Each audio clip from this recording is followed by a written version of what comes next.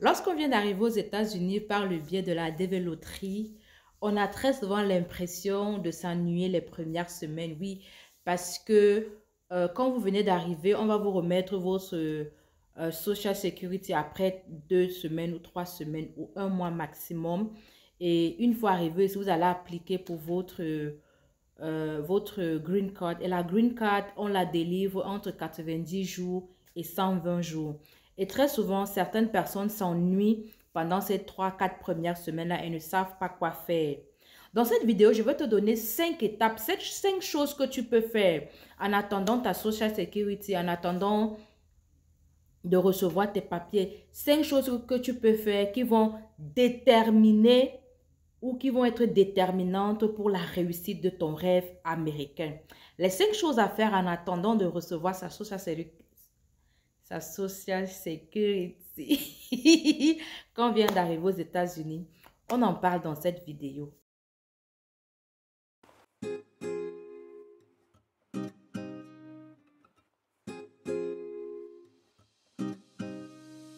Les titoises de la team Jabama, comment allez-vous guys? Excellent début de semaine à tous et à chacun.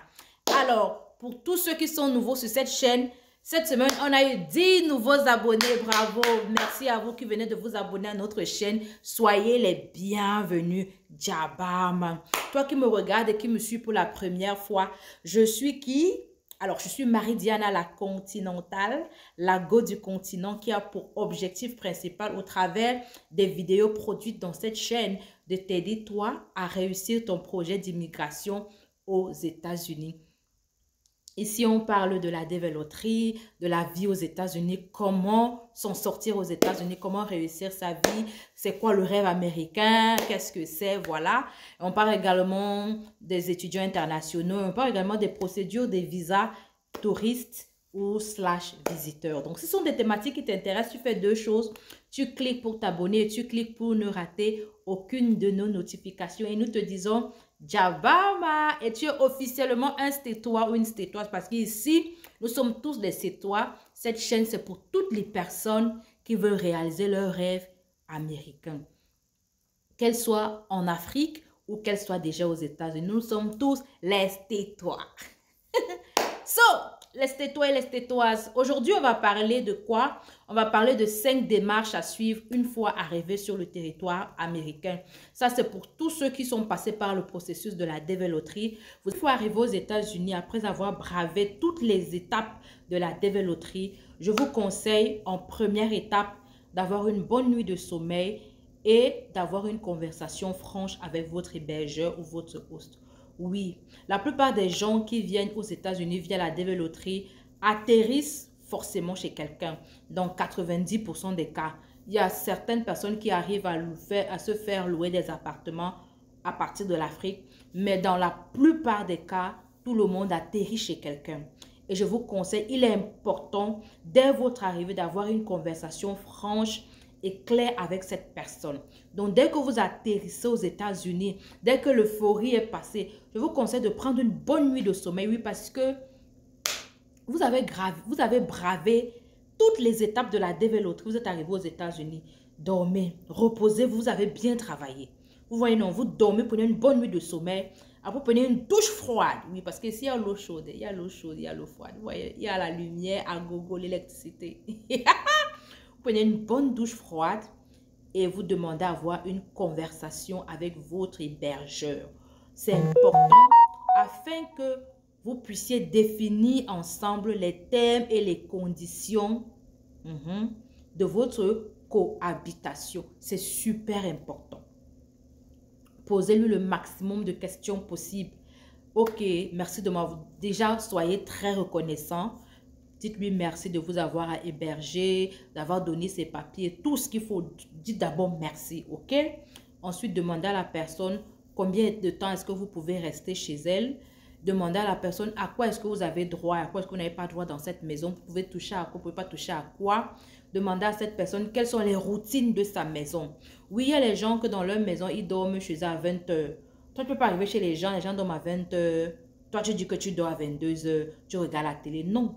Tu dois respecter le code de conduite de la maison qui t'a accueilli. On est d'accord? Osa comprendre. Very good. So, je dirais que lorsque tu viens d'arriver aux États-Unis, en tant que gagnant de la DV Loterie, pour moi, la première étape serait de prendre une bonne nuit de sommeil, une douche froide et avoir une conversation franche avec son hébergeur sur les termes et les conditions de votre cohabitation. Donc, après avoir discuté avec votre hébergeur sur les termes et conditions de votre cohabitation, en deuxième étape, je vous conseille vivement d'aller vous acheter votre puce téléphonique. Oui, allez vous acheter une carte SIM chez un opérateur. Optez pour des petits forfaits. Prenez, il y a les forfaits de 20 $ qui vous donnent appel et Internet. Je rappelle ici que les forfaits ici vous donnent plus les appels. Vous pouvez appeler dans tous les États-Unis, c'est gratuit. Et vous vous appelez au Canada. Au Canada, voilà. Mais ça va vous donner, vous avez un forfait Internet. Ça va permettre de communiquer avec les gens qui sont au pays, voilà. Pour ne pas utiliser, parce que très souvent, tout le monde aussi a le Wi-Fi chez lui. Donc, pour ne pas être dépendant du Wi-Fi de votre hébergeur, ça fait partie des règles de bonne cohabitation. Donc, vous partez, vous achetez votre puce, vous avez votre numéro. Donc, la deuxième chose, d'aller vous chercher une puce, avoir un forfait Internet pour que vous soyez joignable et vous soyez connecté sur le réseau américain. Laisse-toi. Une fois que vous avez fait la conversation avec votre hébergeur, vous avez acheté votre puce, la troisième chose que je vous conseille de faire quand vous venez d'arriver aux États-Unis, c'est de faire les recherches sur la ville qui vous accueille. Oui. Ce n'est pas pour rien que vous avez demandé d'acheter la puce, c'est pour avoir Internet. Vous avez Internet, vous vous asseyez, vous prenez 4 heures de temps, vous faites toutes les recherches possibles sur cette ville. Est-ce qu'il y a les transports en commun dans cette ville? Où se trouvent les magasins? Est-ce qu'il y a, quelles sont les sociétés ou bien les stores qui recrutent, c'est-à-dire massivement et fréquemment? Vous regardez comment je vais faire pour me déplacer dans cette ville. Quelles sont les méthodes de déplacement? Qu'est-ce qui est permis? Qu'est-ce qui n'est pas permis? Quelles sont les zones dangereuses de cette ville? Quels sont les coins à ne pas fréquenter? Quels sont les coins à fréquenter? Si vous êtes chrétien ou musulman, où se trouve la mosquée ici? Où se trouve l'église? Si vous êtes catholique, protestant, évangélique, pentecôtiste, il y a même un autre, c'est ce qu'on appelle non-denominational. Vous êtes quoi? Vous cherchez, ok. Donc, vous devez avoir votre cartographie. C'est pour ça que vous avez demandé d'acheter la puce. Parce que vous avez fait des recherches. Et vous écrivez tout ça sur une carte. Vous avez ça en main. Et vous faites les recherches. Quels sont les... comment je veux dire? La ville dans laquelle vous vivez, elle est reconnue pour quoi? C'est-à-dire, quels sont les métiers qui ont facilement du boulot dans cette ville? Aussi, vous devez vous renseigner. Est-ce que dans cette ville, il y a un community college? Ou alors, le community college le plus proche de cette ville est à combien de minutes de la maison? Donc, je conseille vivement qu'en troisième étape, que vous fassiez les recherches sur la ville qui vous accueille. C'est vrai que vous pouvez faire ces recherches quand vous êtes encore au pays. Mais ce n'est pas la même chose. Parce que quand vous êtes encore au pays, vous avez une idée. Vous voyez, non, vous avez une idée. Mais il faut être sur place. Vous avez fait les recherches sur place pour savoir exactement où est-ce que vous êtes arrivé et comment est-ce que vous devez faire pour vous mouvoir dans cette ville afin de pouvoir vous en sortir. Alors, la quatrième des choses que je vous recommande de faire, je rappelle ici que les étapes que je vous donne ici, ce sont des choses à faire en attendant de recevoir votre Social Security et votre Green Card. Vous pouvez déjà vous mouvoir aux États-Unis. Donc, la quatrième des choses que je vous recommande de faire après la conversation, la puce et les recherches sur la ville, la quatrième des choses, bien sûr, c'est de commencer à appliquer pour les boulots. Une fois que vous avez fait vos recherches sur la ville, les stores qui recrutent, les magasins ou bien les warehouses, voilà, qui recrutent, commencez à postuler. Je veux rappeler ici que votre visa immigrant tient lieu de work permit. Le visa immigrant vous permet de travailler pendant 1 an en attendant votre social security. Donc, Si au cas où la Social Security ne vient pas, vous pouvez travailler avec votre visa immigrant. Donc, commencez déjà à chercher le boulot à peine arrivé. N'attendez pas que non, comme je n'ai pas le social, je ne peux pas travailler. Le social vient après 3 semaines ou 4 semaines. Vous allez attendre comme ça à la maison à ne rien faire. Non. Commencez déjà à chercher le boulot. Avec votre visa immigrant, vous allez trouver, on va vous prendre. Vous comprenez? Donc, c'est la 4e des choses que je recommande de faire une fois que vous êtes arrivé en attendant votre Social Security. La 5e chose, the last but not the least, pour moi, c'est la chose la plus importante. Une fois que vous êtes arrivé aux États-Unis, une fois que cette partie du rêve a été réalisée, que vous êtes déjà là, en attendant de recevoir votre Social Security, je vous conseille vivement d'écrire votre projet d'immigration. Oui, les amis, ça peut paraître banal, mais c'est super important. Quelqu'un a dit un jour que la qualité de votre préparation va déterminer la qualité de votre performance. Preparation is key.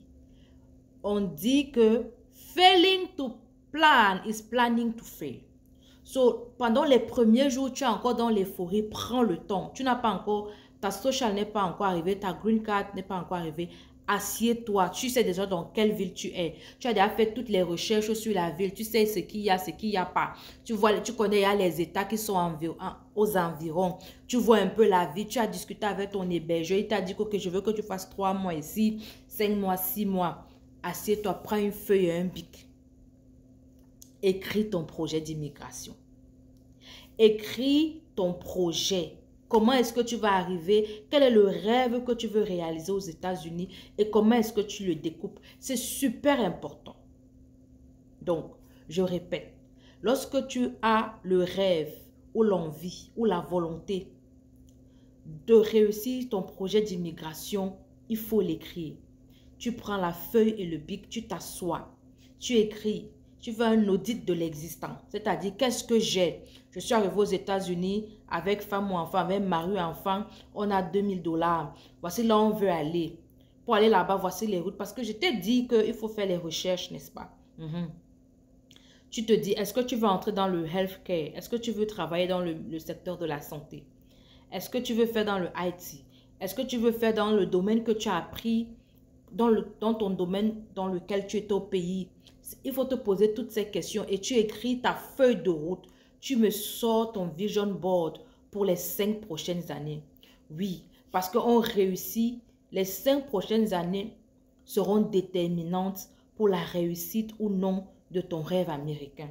Donc en 5e position, je te le dis fermement, lorsque tu viens d'arriver aux États-Unis, prends le temps, assieds-toi et écris ton projet de vie une fois sur le territoire américain. Qu'est-ce que tu veux devenir? Et écris-le sur les 5 prochaines années. Est-ce que tu veux rentrer à l'école? Oui, pour faire quelles études? Comme ton hébergeur t'a donné 3 ou 6 mois. Quand tu vas quitter là, tu vas aller habiter ou pendant combien de temps? Est-ce que tu veux acheter ta maison aux États-Unis? Si tu es célibataire, est-ce que tu veux te marier ici? Est-ce que tu comptes rentrer dans ton pays d'origine? Et revenir? Est-ce que tu veux d'abord faire les 5 ans, avoir ton passeport avant de sortir des États-Unis? Tu dois noter tout ça. Tu dois écrire tout ça. Tu dois planifier ton rêve américain. Oui, tu dois écrire ça sur papier. Tu colles ça sur ta chambre. Tu écris ça. C'est ton vision board. Ça va te donner, ça va te canaliser.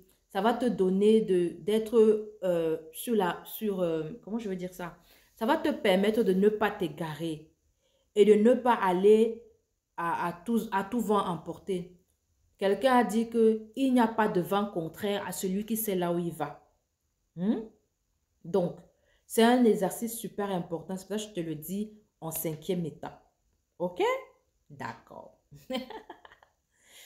Alors les amis, c'était tout pour cette petite vidéo comme ça de ce lundi sur les 5 choses que tu peux faire dès ton arrivée aux États-Unis en attendant de recevoir ta green card et ton social security. Donc, pendant que tu attends ta green card et ton social security, tu peux faire ces 5 choses comme je l'ai dit. Premièrement, avoir une conversation franche avec ton hébergeur sur les termes et conditions de votre cohabitation. En 2, je te conseille de t'acheter une SIM pour avoir un numéro et acheter un forfait Internet pour être connecté aux États-Unis, aussi pouvoir être connecté avec les gens du pays. En 3, je t'ai recommandé de faire les recherches sur la ville dans laquelle tu vis.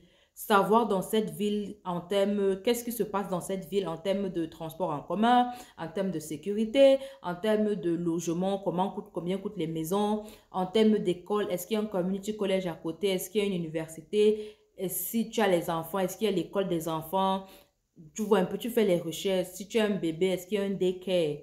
Donc tu fais les recherches sur cette ville-là pour savoir comment te mouvoir dans la ville. Vous comprenez? Mhm. En 4, alors qu'est-ce que j'ai dit en 4? Tu me dis ça en commentaire. Je vais voir si tu as suivi toute la vidéo. En 4, point d'interrogation. Et en 5e point, qui pour moi est le plus important, je t'ai dit, il faut écrire ton projet d'immigration. Il faut écrire ton rêve américain sur un papier. Qu'est-ce que tu veux faire aux États-Unis? Qu'est-ce que tu veux accomplir aux États-Unis pendant que tu es là? Écris ta vision aux États-Unis sur les 5 prochaines années. Tu écris ton vision board. Tu le colles dans ta chambre. Il va te servir de guideline. N'oublie pas, il n'y a pas de vent contraire à celui qui sait là où il va. Il y a beaucoup de gens qui sont arrivés ici aux États-Unis. Ils ont été emportés par la vie, par la recherche du dollar. À la fin, ils ont beaucoup de regrets. Pourquoi? Parce qu'ils n'avaient pas planifié comment est-ce qu'ils comptaient réaliser leurs rêves. Donc, toi qui me suis, le stétois ou la stétoise qui me suit, je t'invite, écris ce rêve. Si Dieu a mis, quelqu'un dit, si Dieu a mis un rêve dans ton cœur, écris-le, garde-le comme un trésor. Donc, écris ton rêve. Qu'est-ce que tu veux réaliser aux États-Unis? Et détaille-moi ce rêve-là en plan d'action sur les 5 prochaines années.